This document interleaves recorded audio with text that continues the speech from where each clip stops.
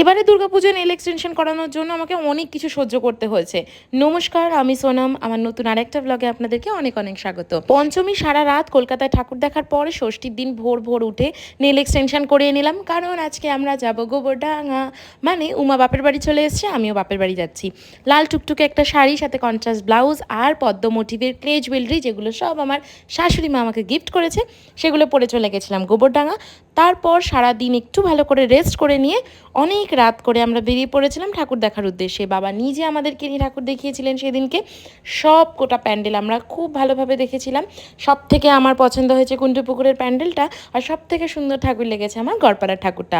আপনাদের কোনটা কোনটা ভালো লেগেছে অবশ্যই কমেন্ট করে জানাবেন। কমেন্ট সেকশন অলওয়েজ ওপেন আছে।